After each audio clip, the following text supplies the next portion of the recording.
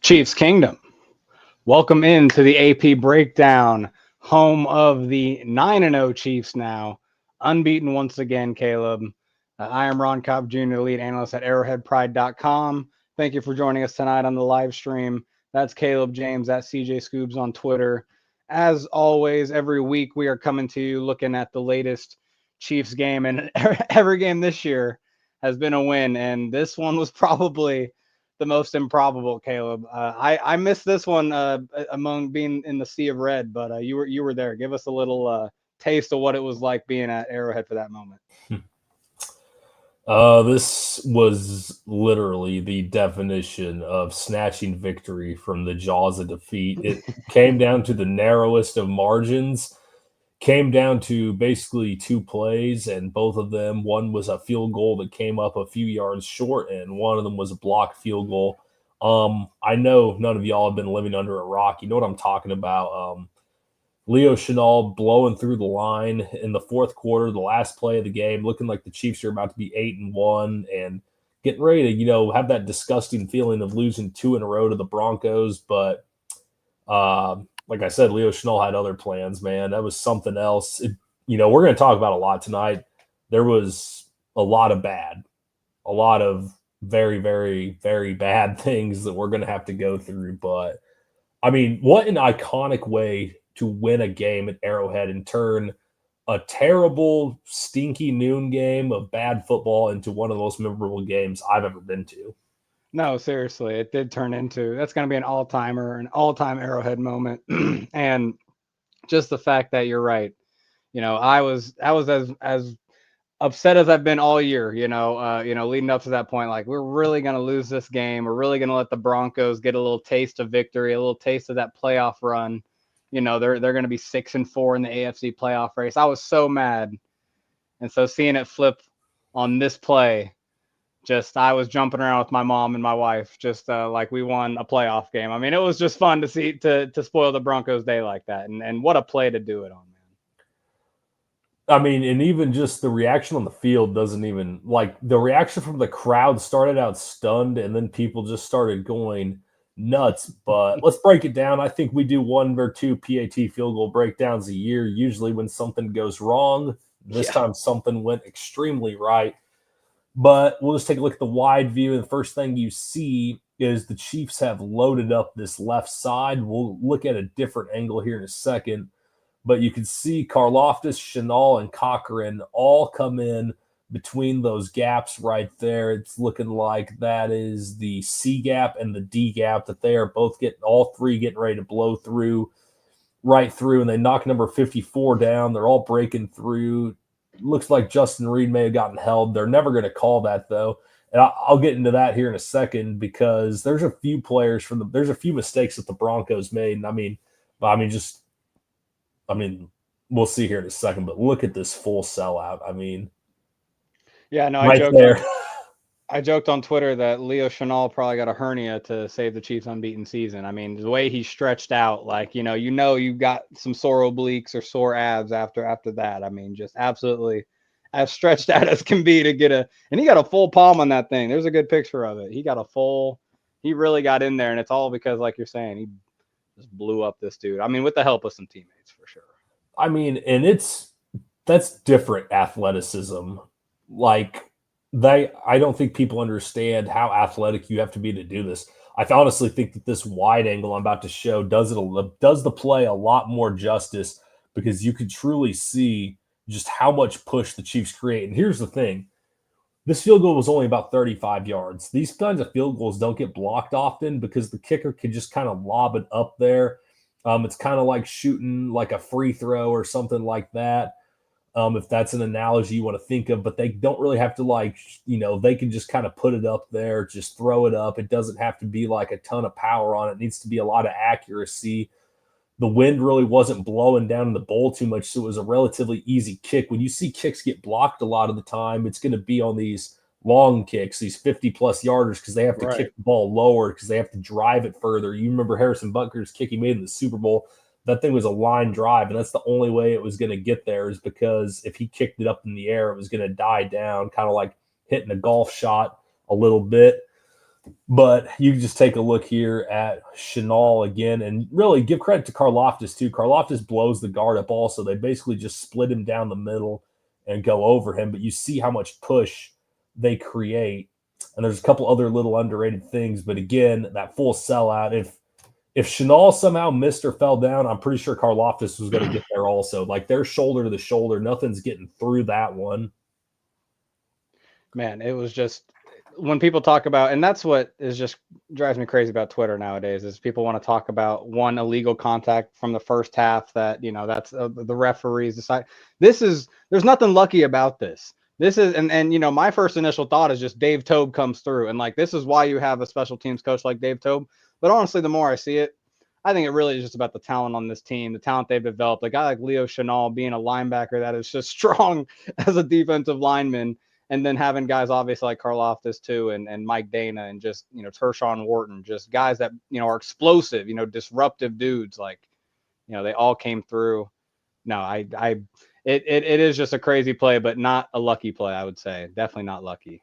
And here's two technical aspects. I know you may not think there's a lot of that kind of stuff that goes into this, but there is. Watch the guy next to 57, this left, or next to 54, this left wing right here. He actually steps and goes out with Justin Reed. He actually hooks Justin Reed, but I don't quite know why he does this, because let's say he steps down and blocks Jack Conklin. There's a chance that if he blocks Conklin and knocks him off his feet and just kind of caves it down, he's able to knock him into Chenal and Karlaftis, and they don't get their hands up. I thought this was a little bit of a mistake on their part, and I get they're worried about that. But the way I've always been taught about field goal protection, PAT protection, if the pressure's coming from the edge, that's on the operation, meaning that snapper, holder, kicker being too slow, not being good enough. If it's coming from the middle, that's protection. Here's another interesting thing real quick here. Look at Derek. Oh, go ahead. I just want to say real quick on that. Jay Reed blocked a field goal attempt against Denver last year. Maybe it gets in their heads like, we really can't let, this guy come off the edge again. So they change their blocking scheme, and that allows them to get a little more penetration inside. That's, again, that's the kind of stuff that goes into, Dave Tobe and just this whole team just playing so well. I mean, they might have been thinking about that. Yeah, and then you kind of look here towards look at Derek Nottie, actually. He's lined up in there next to Karlaftis. He actually like lunges out like he's going to try to go in low, and he gets these guys to kind of all fall down in front of him. And you take a look, and there's multiple Denver guys. They all just kind of go in low, and they're just trying to like prevent the Chiefs from running them over, so they go low here. But this guy going low right here next to 54, that actually opens up the lane even further for Karlaftis to sneak in there. And it's not like, and they're actually, I mean, him and Chenal are able to keep their feet till they do need to lay out. So that ended up being a big play also. And then just the heads up stuff here at the end. Jaden Hicks got on it, got it out of bounds in the play. Don't let any shenanigans happen. And it was a miracle win. But, Ron, I think like we're going to talk about, this is not a game the Chiefs deserve to win. We're going to enjoy it like it is because it's undefeated 9-0. The Chiefs didn't deserve to win this game. They had a great play by 3 or 4 guys on the last play of the game. And, the defense did play great in the second half, but there was a lot of bad in this game. Yeah, no, I mean, that field goal goes in. We're all talking about, man, what all went wrong in this game for the Chiefs to lose their first game at home against a rookie quarterback. We're going to get into all that. No, I think it's worth still getting into it like it was a loss. I think it was just sweet that it was Denver. It was sweet that it was the Broncos that we spoiled it with. But let's start out on the offensive side of the ball, because no fault of the who was starting the game. There became some pass protection issues, and it really opened our eyes to what this team has right now at the left tackle position with Wanya Morris, who did get injured, and then rookie Kingsley Sua-Mataia coming in. Caleb, you looked at it, and that's where I think when we talk about the ugly, the good, the bad, the ugly, I think this goes in the ugly category. Definitely does. And I don't know. We got to try to do this in the best way possible. Yeah. It's really hard to say, but this is some of the worst offensive line play I've seen at the professional level. It really is. There's no other really way around saying it. And at some point, yeah, everyone's going to say, yeah, we can't have him in there. At some point, that does fall back on coaching staff and the front office for allowing this, for allowing the team to be in this situation. But just getting into it here, because, I mean, this is not good. I mean, you're going to see Kelsey's right here with Nick Benito, and I actually wrote about them. That came out on Saturday because I said if there was stuff that Broncos were going to be able to win the game, it's going to be because their pass rush has a great day. Well, they had a great day. They had a dominating day. But you see Kelsey's helping out here on Benito. He understands the situation. He's got a young tackle in who's last time he played, struggled. So he does what he needs to do. This is going to give Kingsley a little bit of time to where he doesn't need to quite rush out here. And he can force him to go wide. He can give Mahomes time to step up. He does the worst thing he can do in this situation. Instead of saying square in his pass protection and vertical set, he's starting to hinge out. He kind of is setting like more on a 45-degree angle, and he throws his hands like that. But look at this big-ass void between him and Joe Thuney here. And I do think the Chiefs, in some regard here, were possibly in a slide left protection just based on the way that Creed is going and the way, Jawan Taylor and Trey Smith are going, which means Joe Thuney's not entirely at fault. But this is too big of a gap to have, especially against a quick player like this, especially when you're getting a chip block.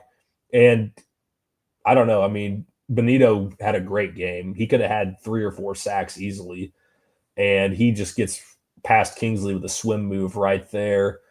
But you don't need to set out like this. I mean, when there's a play where you're getting help from a tight end, you don't have to have that same sense of urgency where you do when you're all by yourself.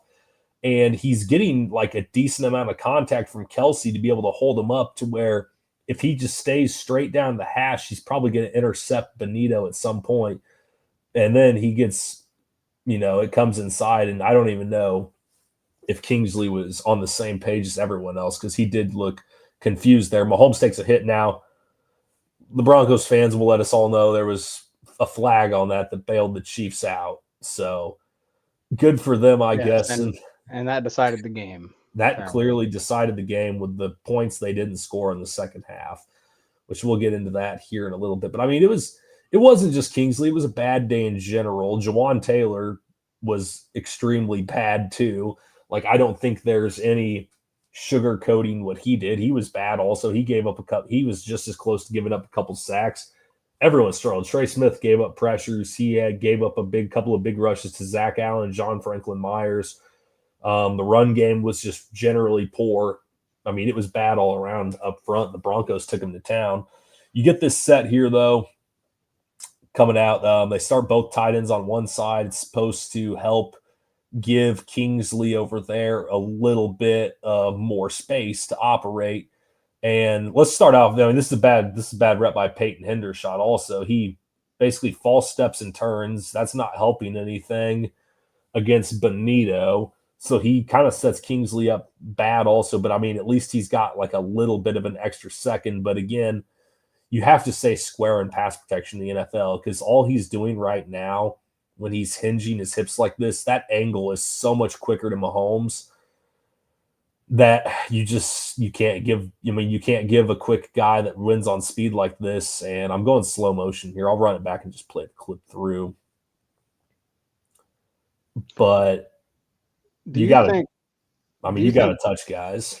Do you think Carson Steele was because obviously Mahomes gets up after this, right, and looks upset, directs it towards Steele, it looks like. Do you think he was supposed to be faking the handoff left and giving him a double? But like, would they give double chip like that? I mean, they already have a tight end over there, So Mahomes just comes up here so animated. There's something obviously he didn't like about what they did here. I think that I didn't even think about that at the time just because I'm like, I don't know if they do that. But you do see Steele give Taylor an edge here, which the edge defender actually drops off over here. So he really probably didn't need to give Taylor a ton of help on that. So I do think in some aspects you see Mahomes, he does get up animated and he points right at Steele and he's saying something like that. obviously there's something going on there. I do think he could have possibly been, supposed to go back the other direction, but he just flares out to the right in the flat. But I mean, it's also the NFL. I mean, you can't win reps against quick edge guys like Benito, who is having a good season. Like, it's not like he's a bum or anything. He's got 6 sacks. He's got more now. Yeah. He's gonna be a double digit sack guy this year. But you gotta touch guys. You can't have this. Well, and so yeah, no, get hands on him. Can't get blown by. Do you have the wide angle of this? I do not have the wide. Well, maybe Let I me do let have me the pull wide it up. angle. Let me pull it up. I got Go it. ahead. Because I actually think I do, because I remember seeing Mahomes get up animated. I couldn't figure out what it was until I had some people bring it up on Twitter that it was probably Carson Steele going the wrong way in pro. well, he was animated probably too, because maybe maybe he got hit so quick he couldn't see us. But Justin Watson is coming open for a very pretty easy deep touchdown, in my opinion, because when you look at they're in a heavy personnel set, right? 13 personnel. So that, the Broncos have their base defense. They're playing kind of a zone coverage. The safeties are kind of jumping these tight end routes, knowing that, like, okay, they're not going to go deep. And so, look, both safeties are kind of occupied. He goes up here. He's turning with Kelsey and Justin Watson. I know this corner might be reacting to the sack potentially, but either way, even if I feel like even if the corner turns with him and has a good, Justin Watson has all this room to work over here. I don't know. I think Mahomes would have had a 64-yard touchdown if Kingsley doesn't get just wiped away. At least give him the room to step up, right? That was all probably he would have needed on that play. So I just wanted to show that. Yeah, and I'll share a couple more here. So, I mean, what do you even do with him in this situation? I don't think there's a situation where the Chiefs can, have him back out on the field at any point this season and think that they're going to be able to accomplish anything with Well, him in and the game. you know what, real quick too, before you go to the next play, one thing that proves that, I think, to an even more extent, and I might have let me pull that back up, because the body language after you give up a play like that, to just, and that was something I think we both saw and highlighted maybe in the week 2 game too, when he had that disastrous game against Trey Hendrickson. But let's just go right to it real quick. I mean, you just got to go pick up your quarterback after a play like this. Like, you screwed up. And he just walks away, just kind of head down. Like, I don't like it. I don't know. I thought that would be something that maybe the coaches would get in your ear about more after. That was a problem in week 2. It was the same thing where he would, kind of just get upset with himself and not go help up his quarterback that he just got hit. So, yeah. No, I agree 100% with that. The thing is, they want to try to salvage what they can, but they're not going to do it this season. Like, obviously, he's still got all these athletic tools and traits and everything you need to succeed in the NFL, but they greatly underestimated his transition that he was going to have. Because, to be honest, he's nowhere near quick enough out of his stance to go against these quick edge rushers. Like, athletically, I mean, he's a great athlete, but that doesn't always compare to great offensive line play. You have to have certain traits and certain techniques down to succeed. I know everyone's enamored week 1 because we see him running 25 yards down the field on a Xavier Worthy screen, and he's good at all that stuff. But before you can run, you have to be able to crawl, and this is the crawling of offensive line play. I mean, Donovan Smith was, an old, fat, slow man, and he at least knew how to hold people long enough to give Pat time to at least take a hit off him, even if they were going to call it for 15.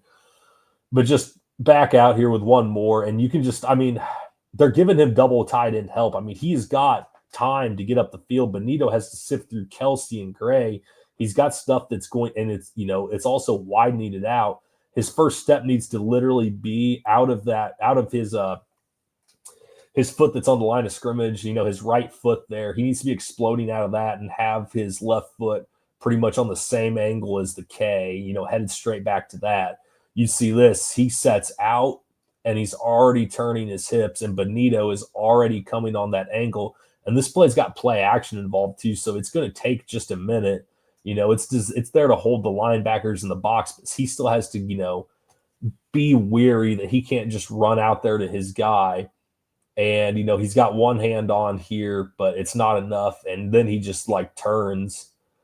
And I guess that's what disappoints me a little bit about it is it looks like he just turns. It just doesn't look like he's throwing, showing. I mean, I think he's playing hard. I think he's doing all he can. It's just it's a bad effort. Like, Yeah. I'm not exaggerating. Like Mike Rimmers, if you remember some of the Super Bowls he was involved with, it's some of the worst football I'd ever seen in my life. This is No, worse than that. and this is later on in the game, not later on, but like he's been playing a few snaps at this point, correct? Mm-hmm.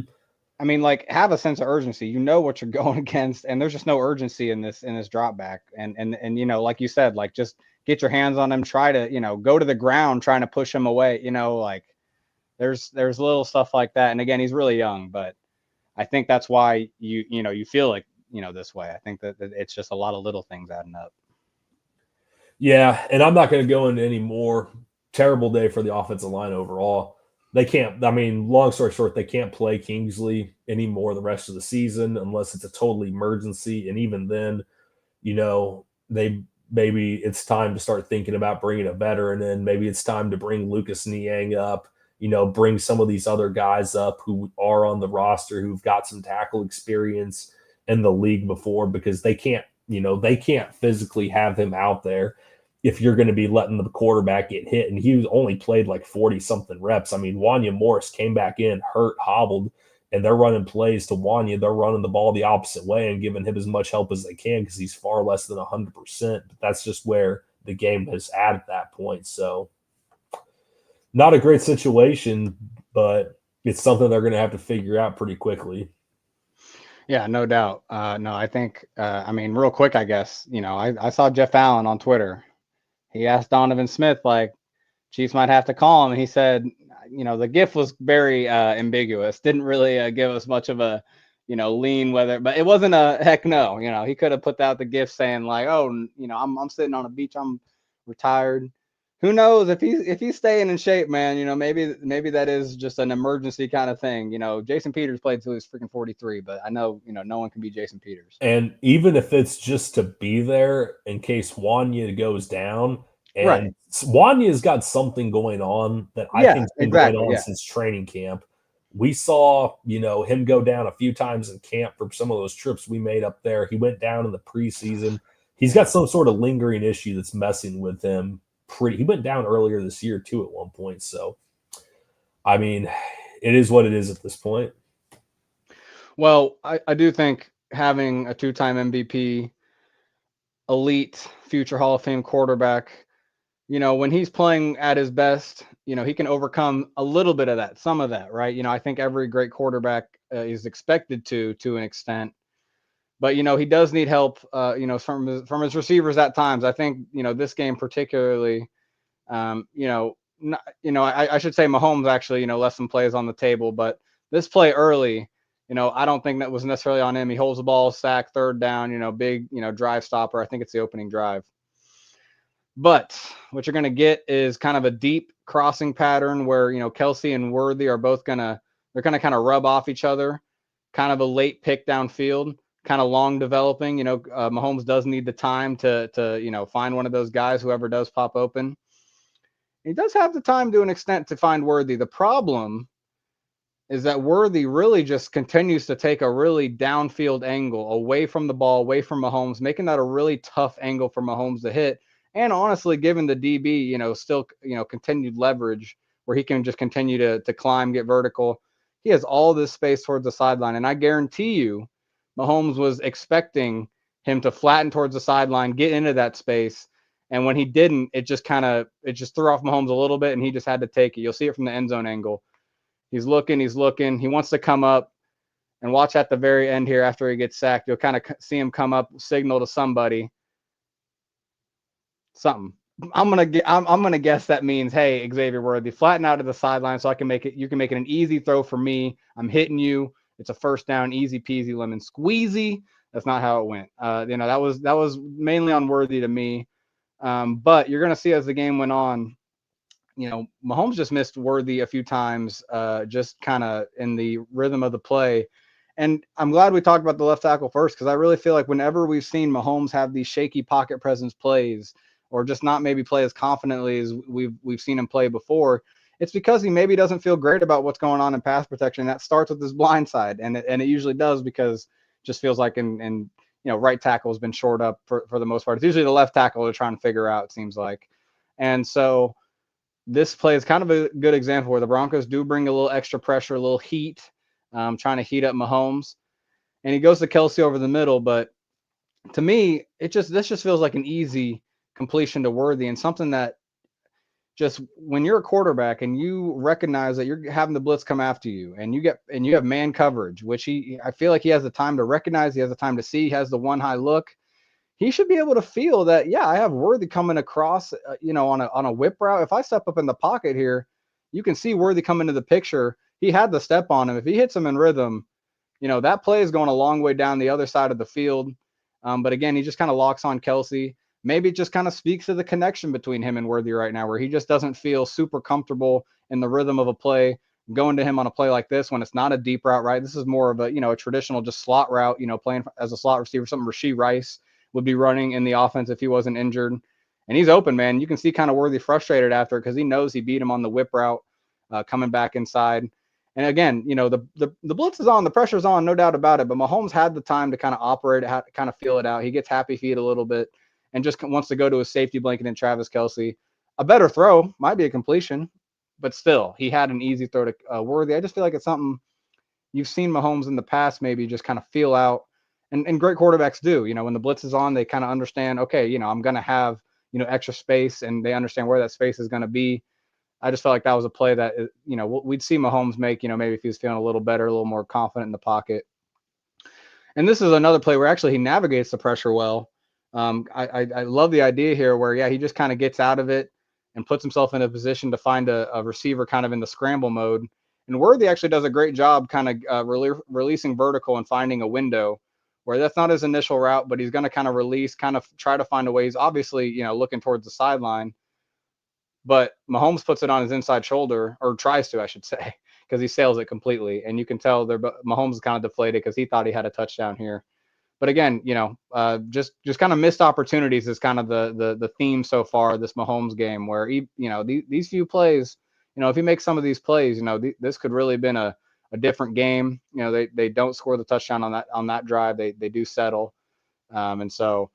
And obviously I think the biggest one is the one I'm about to pull up, later in the game where, they had an opportunity to score a touchdown on this play particularly, not even just, to get close to the red zone. I mean, this was a shot, and this was an open pass play where they're going to get a one high look. They're kind of getting man coverage across the board. And so what you got is Mahomes influencing that deep safety. You can tell that he wants to make him go left. He really emphasizes the shoulder fake, and he comes right back. I just feel like this whole play, he knew he was going to come to Worthy. He was kind of setting it all up. You can see it from the end zone angle where he's really forcing his eyes to go that way, and then just completely he just resets himself and says, "Look, I'm taking the bomb." I think he trusted Worthy to get open on this play, get open vertically. He just kind of rushes everything. Footwork's not that great, kind of throws it like a center fielder, an outfielder trying to throw it to home rather than a quarterback, just kind of laying it out there to a fast receiver that once you make that safety kind of, turn the other way, he's going to be late, especially on a guy like Worthy. You have that space to throw it into the field more. You're not going to have to worry about the safety. I'll go back to the wide angle, but I really feel like he just kind of rushed all this when he didn't need to, missed a huge play, huge opportunity.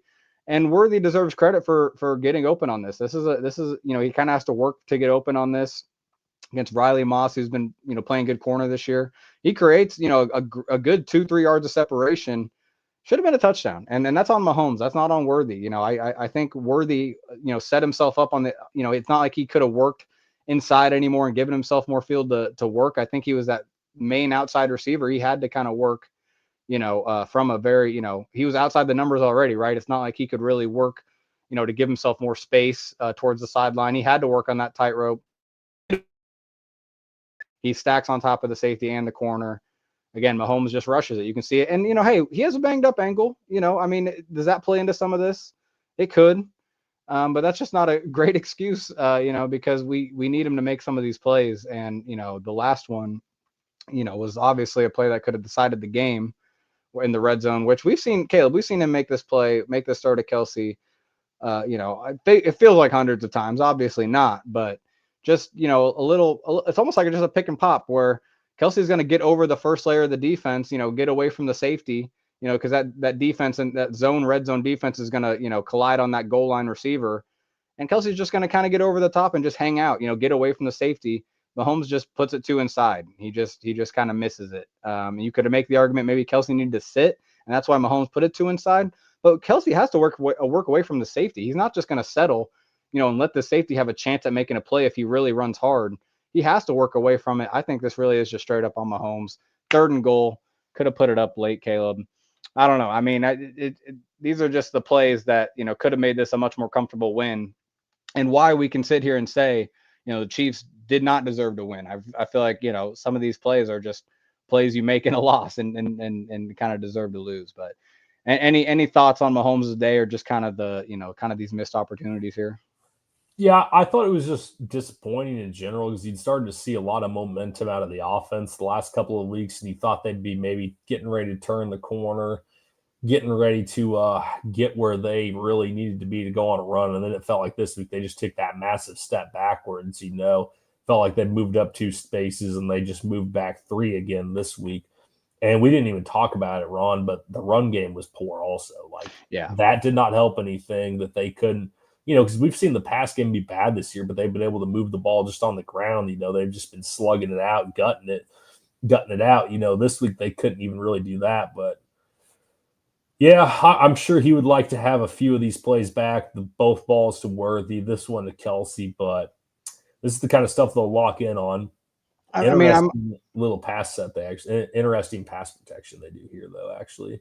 Oh yeah, just kind of.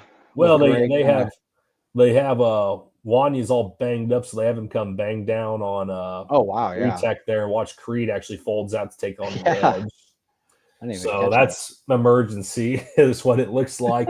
They've done that a time or two here and there, but that's probably just because they knew Wanya wasn't 100%, and they're just trying to get their guy out there to help out. No, that's a good catch. You love to see that little center kick out, on the old pass pro, and you love to see a center that can do that. I don't know if I'm being nitpicky, but yeah, again, just with the footwork with Mahomes, I just feel like he was just, I think this is pretty good, honestly, probably. So maybe I'm just being a little nitpicky, but just a little happy feet still. A little, I don't know why he's just not calmer at this point, just kind of calmly throwing this more. But again, I think I might just be nitpicky on this one. You got to have your feet quick and set and ready to pounce. So again, just a missed throw, missed opportunity.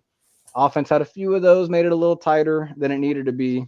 But but the defense did too, Caleb. And we'll finish on the defense because I think, they held Denver to 14 points. Obviously, probably 17 is the fair way to say it. The blocked field goal. The defense did set up that field goal attempt. A 13-play drive took all 6 minutes of the clock. That was there when they got the ball.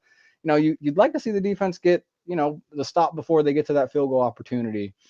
But just this play just had this game, just had a few of these little flaws in coverage that show you maybe the difference in having a Jalen Watson and a backup like Najee Johnson. And here's just an example to me where, hey, this looks like an empty set, or this is an empty set. So to me, this looks like what the Chiefs are doing is kind of playing a split field coverage where maybe, at first, these guys are playing man coverage off the ball. These guys are playing zone.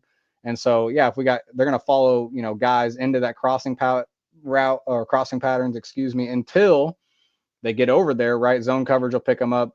Then they got to peel back and pick up these guys coming across. You see Drew Tranquil try to do that, right? He sees, hey, cross. He's picking up the deeper guy. But Najee, I think this is where it's just maybe being inexperienced, being a backup. It looks like he's locked into man coverage and he's locked in. And I think he is supposed to let that guy go and pick up probably the shallow crosser, which ends up being the guy that picks up a huge gain on this. You see Troutman release. No one picks him up. Tranquil and Najee run into each other. Both guys are open here, but I think Tranquil was trying to pick up Sutton coming across. You kind of saw that coming. But Najee, again, just kind of blows it all up by not understanding maybe the coverage responsibility. That's just inexperience. That's just play inexperience. That's those things don't happen, it doesn't feel like, at least, when Jalen Watson's on the field, when the whole defense is healthy. They don't. That's kind of the greatness of the Chiefs defense, is they really don't give up explosive plays that often. And so that one was one that they did give up, and kind of was a factor in this game, led to the first Denver touchdown, which kind of was an example of the second week in a row that Spags kind of got out dueled in the red zone a little bit, I should say. It seemed like the Buccaneers, offensive coordinator Liam Cohen, definitely, had some good plays. We talked about it last week to kind of, just take advantage of maybe the Chiefs pass coverage in the red zone. And Sean Payton did here. He brought out a good play where it takes advantage of the fact that the Chiefs, they're going to have a lot of emphasis on Courtland Sutton up here. So you're going to have Trent McDuffie off the line and Justin Reed. They're going to both have focus on him. They're going to bracket him inside, outside. They're going to both have lock eyes on him, not let him, get a play and, get open in the red zone, get open in the end zone. What that does is now McDuffie in a zone coverage scheme, he is not the flat defender. Drew Tranquill has to be responsible for the flat. So when they motion this running back out into the flat, Drew has to go with him, because he's pointing out like, hey, someone, go. But he's realizing, oh, shoot, we have that bracket. I have to be the guy out here. So he goes. And so all of a sudden, this strong formation where the Chiefs zone coverage is obviously going to be to the strong side of the formation, where the Broncos initially had a 4-by-1 set, 4 receivers to that side, including the running back. Now all of a sudden they just work one guy back and there's no one over there, because the backside coverage already had 2 guys on one person. Drew Tranquill had to cover the flat. Nick Bolton, you could make the argument like maybe he should be a little more instinctual and kind of follow that a little more. Don't drop him so quickly. But again, if he goes with him, 84 is probably coming open underneath. He kind of has that responsibility to the left. I think it was just a poor kind of coverage call on Spag's part. Or maybe I shouldn't even say that. I think it was just maybe a really good beater, really good call on Sean Payton's part. I don't think he necessarily knows that they're going to bracket that, right? I think what happens here is if Jay Reed doesn't bracket, he can kind of be this hook defender. He can kind of recognize it, come down, and maybe make a play here. But it just takes advantage of that either way. It takes advantage of the open space, spreading out the linebacker. Again, I think it's the second week in a row we kind of saw, Spags get a little bit outdueled in the red zone. And it may speak to, again, just not having the guys he wants to have in coverage, maybe feeling like that McDuffie matchup. And that was where I was going to go next anyway, Caleb.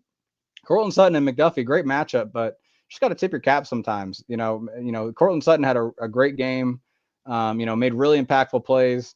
And so you just saw in the red zone that maybe they really didn't feel good about just leaving McDuffie alone one-on-one with Sutton because of a play like this, where you really see him, you see Sutton kind of use not only his physicality to kind of, swipe the arms off and then get that late push, right? That subtle late push, but also just a really good release off the line, gets to the outside on top.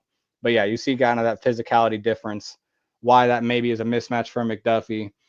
And you see it here again on this play where he swims back to the outside. McDuffie has that outside leverage, but Sutton's so subtly strong with that swim move back out, gets the first down.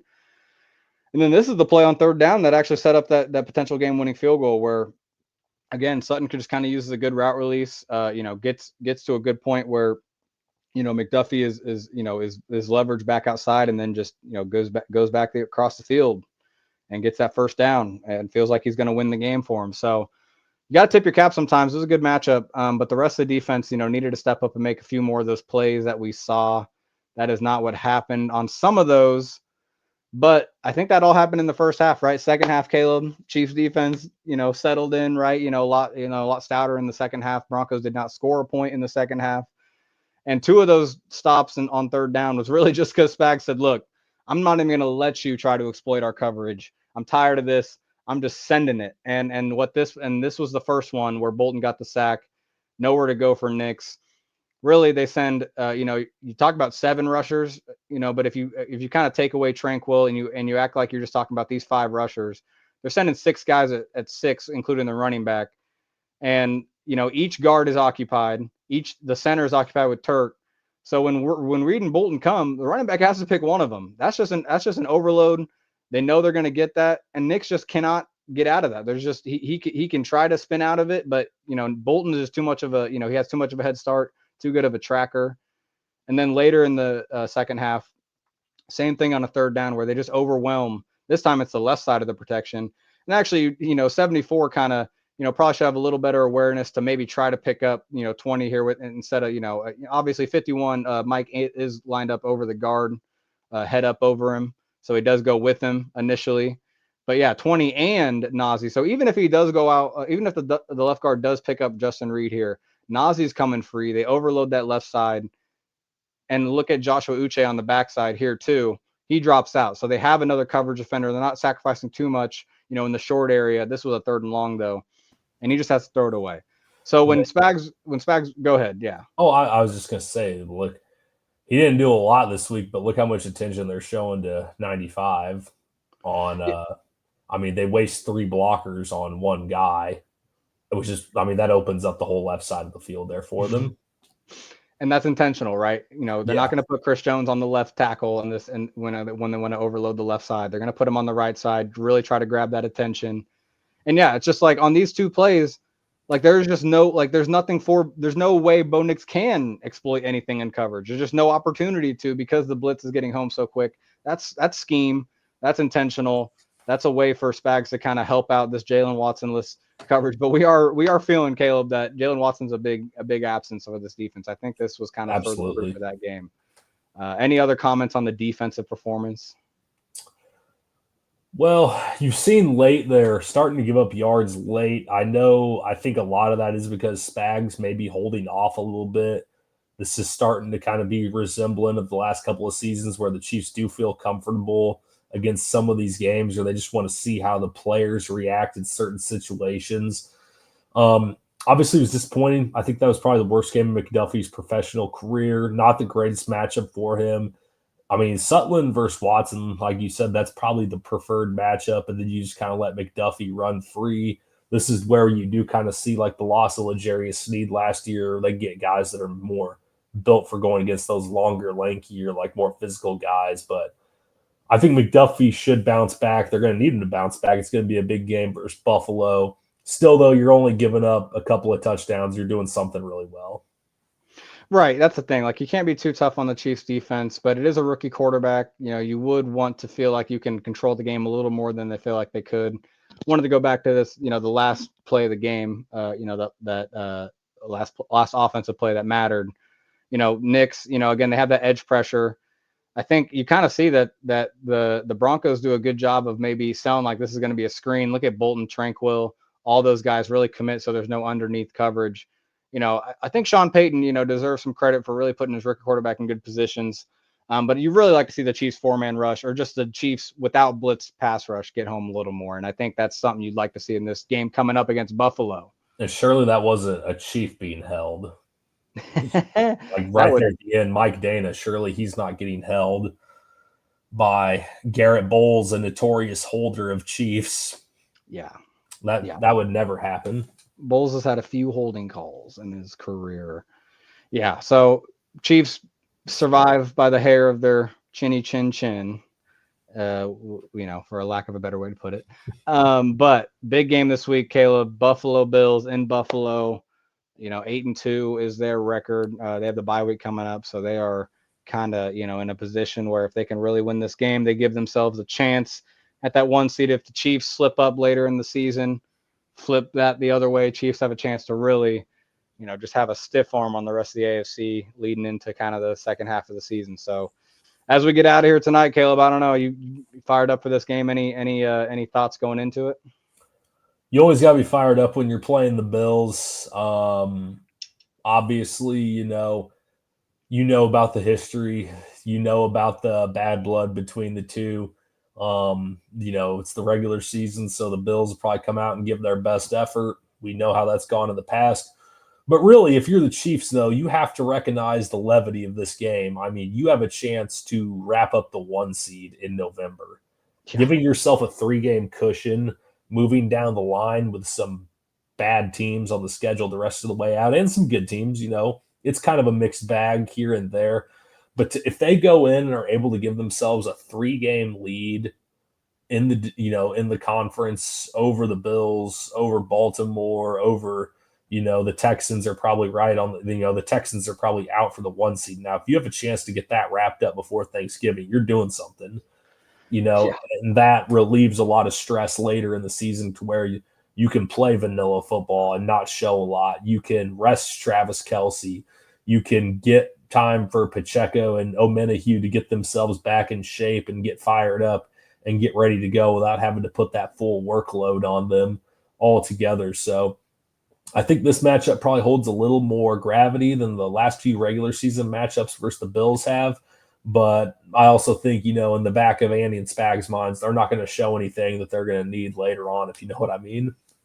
No, it's a great point, but you just listed a ton of factors into why this game is a big game, is an important game for the Chiefs. Yeah, you're right. They're gonna definitely save some stuff for that big postseason, battle that's bound to happen. Seems like either Buffalo or Baltimore, but I don't know. Buffalo is really playing some good football. Their defense is coming together, and so yeah. At the same time though, get this win here. All the factors you just said could be really important for the Chiefs' ability to get this three-peat, be in good position in January and February. So we'll be watching that Sunday. Appreciate you guys joining us. Make sure you are liking the video, subscribing to the page, following us on Twitter. Our ats are right there in the video.